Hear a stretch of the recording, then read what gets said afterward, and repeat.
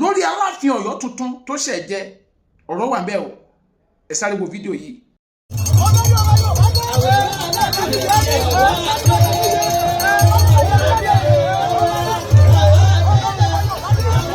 àkíyèsí tí mo fẹ́ kí gbogbo ọmọ Yorùbá ká ṣe lórí ọ̀rọ̀ yìí ó ní àlàyé Akígbe ọba yẹn tó ń sọ wípé olórí ọba ilẹ̀ Yorùbá dé, olórí ọba ilẹ̀ Yorùbá dé.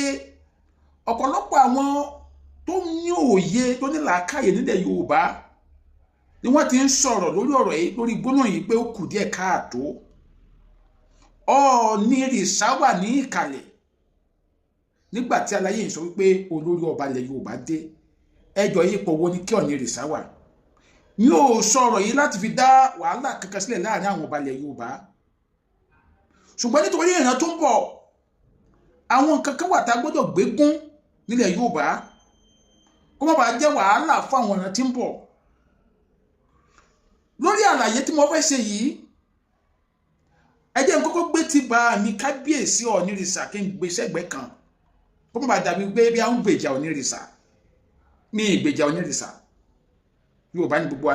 Bí àwọn kan bá tiẹ̀ máa wí látàrí làákàyè wọn tó kúrú, wọn ní kí ló kàn mí bẹ́ẹ̀. Mi kì í sọmọ tápà o, mi kì í ṣe tápà, mi kì í ṣe Haúsá, mi kì í ṣe Fúlàní, mi kì í ṣe Yánmírín.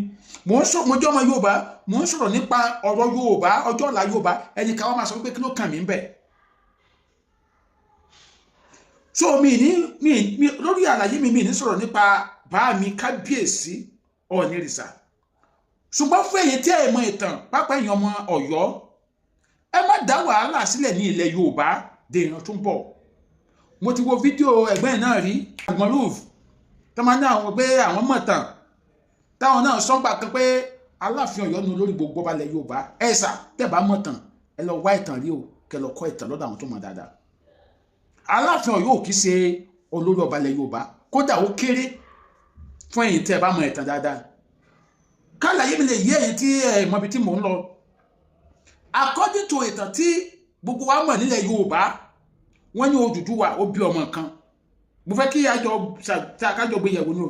Odùduwà bí ọmọ kan tá ń pè ní Ọ̀kànbí, àwọn mi á pè ní Ọ̀kànbí, àwọn mi á pè ní Ọ̀kànbí. Ọ̀kànbí yìí, so Ọ̀kànbí yìí, Ọ̀kànbí tí Odùduwà bí ó wá bí ọmọ méje.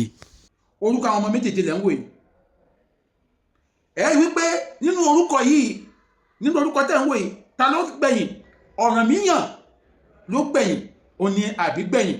Dó ibi tí a fi ọwọ́ bòkú sí, àwọn mi máa ń fi ọba Ọ̀bìnní sí, ọba Ọ̀bìnní ò kì í sọ ọmọ Ọ̀kànbí o, kì í sọ ọmọ Ọ̀kànbí o.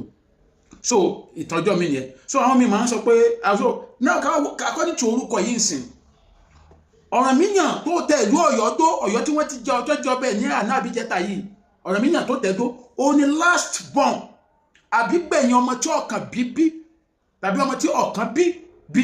Ọ̀kànbí yẹn ni ọmọ Odùduwà, ọmọ kìí tó Odùduwà bí. Now báwo wá ní èèyàn tí wọ́n máa sọ wípé last born yẹn lórí gbogbo àwọn mẹ́fà tó kù wájú ẹ̀? Níbo ni mẹ́fà àwọn tó kù wájú ẹ̀ sí? Ẹgbẹ́ mi ìsọ̀rọ̀ pọ̀ ní báyìí, kọ́ máa wà sí pé bí àwọn gbèjà Ọọ̀ni àbí Ọọ̀ni ló ràn. Ẹgbẹ́ mi ìsọ̀rọ̀ pọ̀ ní ìrìsà báyìí, mi ìsọ̀rọ̀ pa yẹn. Níbo lẹ fẹ́ fi àwọn mẹ́fà tó kù níwájú Ọ̀rànmíyàn bọ́dẹ̀ fún wọn sí? Because ọba ní gbogbo wọn. Ẹ dá mi lóhùn, ṣé ẹ fẹ́ fún àwọn ẹgbà kàrọ ni? Ẹ fẹ́ káwọn èso orí tí ẹrú àbúrò wọn àbí? Because sígbà tí ẹlòmíì bá jáde tánú ọmọ ìlú Ọ̀yọ́ tá máa búra múramù Aláàfin Ọ̀yọ́ lórí gbogbo ọba ilẹ̀ Yorùbá, báwo ni àbígbẹ̀yìn ṣe máa ń ju ẹ̀gbọ́n ẹ̀ lọ? Ọ̀kànbí bí ọmọ méje, gbogbo méjèèjì dẹ̀ ló tẹ ìlú dó, ló ní ìlú tí wọ́n tẹ̀ ìlú tí wọ́n jọba ń bẹ̀. Báwo wá jẹ́ sí wá gbé Ọ̀rànmíyàn tó jẹ́ last born lórí àwọn mẹ́fà tó kù wájú? Ẹ jẹ́ ká máa sì lákàyè ká tó máa pàtàkì tàn lẹ̀ Yorùbá náà.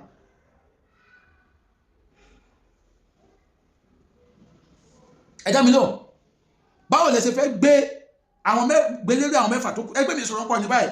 So nígbà míì tẹ́nìkan bá kàn jáde bí bá jáde ọmọ Ọ̀yọ́ Aláàfin ló Aláàfin Ọ̀yọ́ lórí gbogbo ọba lẹ́yìn Yorùbá, lórí gbogbo ọba lẹ́yìn Yorùbá, wọn sọ wọn wò pé sílẹ̀ o gbogbo màtá ni. That is number one. Number two, lórí ìwúyè tí wọ́n wá ṣe tàbí ayẹyẹ ìgbàjẹ́ tí wọ́n ṣe fún Aláàfin Ọ̀yọ́, kí ló dé tí àwọn ẹ̀gbọ́n ẹ̀ yẹn ò wá síbẹ̀ kí wọ́n fún wọn ní proper recognition? Eré ara bí tá a ti forí àṣà àti ṣe podò nílẹ̀ Yorùbá. Ẹ dá mi lóhùn, kí ló dé tí wọ́n síbẹ̀?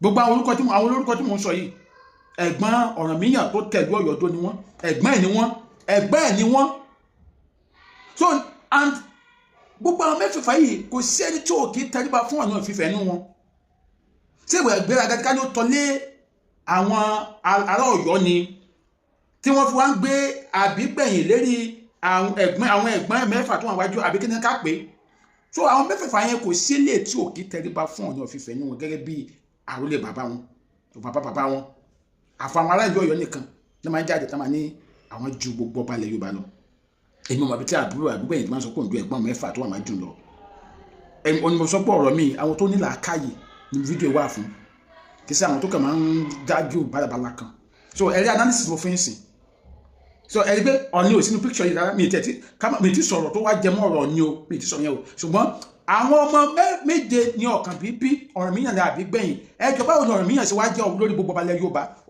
báwo lẹ́sìn máa gbé forí gbogbo àwọn mẹ́fà tó wà wájú ẹ̀ tó jẹ́ ẹ̀gbọ́n ọmọ bàbá ẹ̀ so ó túmọ̀ sí pé ẹ lè sọ wípé Aláàfin olórí gbogbo ọba ilẹ̀ Yorùbá statement yẹn ò correct according to this analysis mo give so ẹ má pàtàkì tàn bèbí ti ṣẹ́jú ẹ̀yin ará ìlú Ọ̀yọ́ ẹ má dalẹ̀ Yorùbá rú pẹ̀lú àwọn ìtàkìtà tó ní ìtumọ̀ so mi ní sọ jù báyìí lọ oyin so ẹni tí tó bá wá yé nínú yín mi kẹ́ jẹ́ ká pa fún yín bó ṣe rí nìyẹn. This is Ade Omade, bye for now.